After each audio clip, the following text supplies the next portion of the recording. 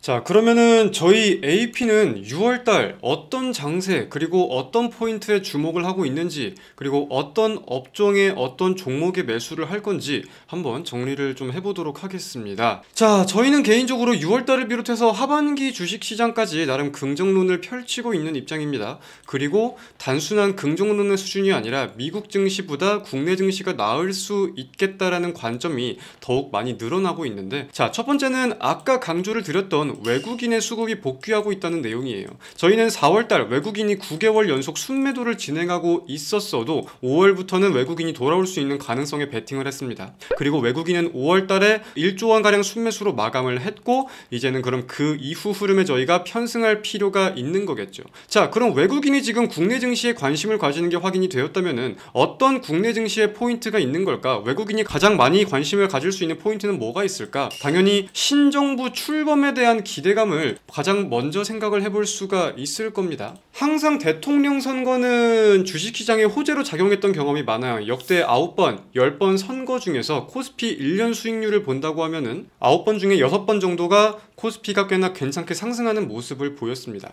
그의 가장 대표적인 이유는 뭐냐면은 신정부 출범에 대해서 대한민국의 새로운 성장 동력이 생긴다는 것, 관련된 기대감, 그리고 새로운 정부 주도 산업이 생긴다는 것, 관련된 매수세가 몰리면서 증시가 상승하는 포인트를 대표적으로 꼽을 수가 있겠죠. 게다가 지금은 트럼프의 외교의 흐름에 대해서도 우리가 분명히 주목할 필요가 있을 텐데, 자, 7월 9일입니다. 관세 유예가 종료되는 날이 7월 9일이에요. 약 한 달 정도 남았는데 급하게 어떻게 진행이 될 것인지 여부를 보면서 우리가 분명히 따먹을 수 있는 포인트들이 많이 있을 거다라고 생각을 합니다. 물론 지금 여러분들이 증시를 보면 아시듯이 차익 물량이 더욱 쏟아질 수도 있겠죠. 단기 차익 실현 가능성, 분명 가능성 열어두어야 한다고 생각을 합니다. 근데 그게 국내 증시의 하락장으로 들어가는 전조 증상일 거냐? 아니요, 저는 그건 적극적으로 반대하는 입장입니다. 만약에 차익 물량이 나오면서 증시가 좀 빠진다, 새로운 불확실성이 등장하면 증시가 빠진다, 오히려 저희는 현금을 더욱더 공격적으로 쏘가면서 더욱 큰 기회를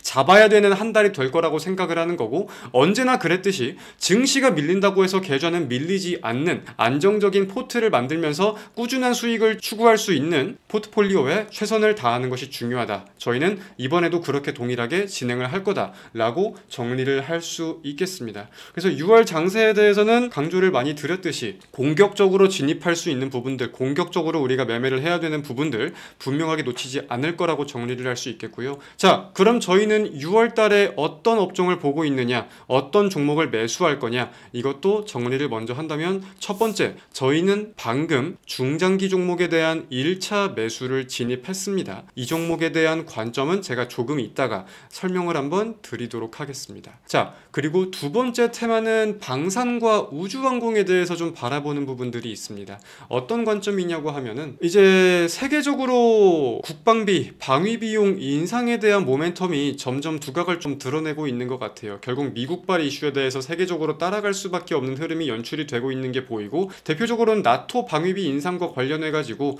각종 국가들이 눈치를 보면서 흐름을 따라가려는 스탠스를 취하고 있다, 이런 내용들을 확인할 수 있겠죠. 그리고 동시에 트럼프의 골든돔 프로젝트, 물론 실현 가능성에 대해서 좀 엎치락 뒤치락 다양한 내용들이 나오고 있는 것 같기는 하지만, 관련된 내용들이 언급되면서 시장에 부각될 수 있는 모멘텀들은 점점 늘어날 수 있겠다고 생각을 합니다. 그래서 방산과 우주항공, 대표적으로 캔코와 에어로스페이스나 LI진 X1, 혹은 조금 더 파생 지어본다면 풍산, 이런 종목들도 있을 거고요. 한화 시스템, 한화 에어로스페이스, 이런 종목들은 저희가 차기 6월 매집주로 관심을 좀 두고 있는 상황입니다. 그래서 트럼프의 스탠스에 대해서, 혹은 대한민국 대통령이 이제 신정부가 출범이 되고 있으니까 관련된 내용들이 좀 어떻게 분위기가 조성이 되는지 보면서 해당 업종은 저희가 1차 매수를 진행하도록 하겠습니다. 자, 그리고 저희가 또 관심을 가지고 있는 건 당연히 이재명 대통령에 대한 수혜 업종을 생각해 볼 수 있어야겠죠. 지금 우리가 대선 장세에 대해서 주목해 볼 거는, 자, 대통령이 확정이 되었기 때문에 이제 대선 되면 정책 장세는 끝이다 라고 볼 게 아니라 본격적인 옥석 가리기 장세가 시작이 되었다. 저번 대선 그리고 저저번 대선을 본다고 하더라도 이맥주는 당연히 죽는 경우가 많고요.